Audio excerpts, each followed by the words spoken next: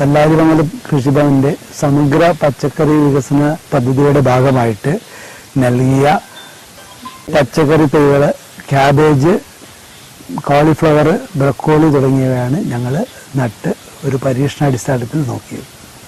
അത്യാവശ്യം എല്ലാ ഇതും മറ്റുള്ള സ്ഥലങ്ങളിലെ പോലെ തന്നെ നല്ല രീതിയിൽ വളർച്ച പ്രാപിക്കുകയും നല്ല വിളവ് ഉണ്ടാവുകയും ചെയ്തിട്ടുണ്ട്. പൂർണ്ണമായും ജൈവ രീതിയിലാണ് ഇതിൻ്റെ കൃഷി ഞങ്ങൾ നടത്തിയിട്ടുള്ളത്. മറ്റുള്ള കീടനാശിനികളോ മറ്റൊന്നും ഇതുവരെ ഇതിൽ പ്രയോഗിക്കപ്പെട്ടിട്ടില്ല. പൂർണ്ണ ജൈവ വളങ്ങൾ മാത്രമാണ് ഇതിന് ഉപയോഗിച്ചിട്ടുള്ളത്. ഞങ്ങൾ പരമ്പരാഗത കർഷകരാണ്, സർവീസ് കഴിഞ്ഞിട്ടൊന്നും ഇതിലേക്ക് വന്നവരല്ല. അപ്പോൾ ഞങ്ങളിവിടെ വന്ന് ഇവിടെ ഭൂമി എടുത്ത് കൃഷി ചെയ്യാൻ ആരംഭിച്ചപ്പോഴാണ്. അപ്പോൾ ഭൂമിയൊക്കെ റെഡിയായി വന്നതിന് ശേഷം ഇപ്പോഴാണ് ഈ കൃഷി ആരംഭിച്ചത്.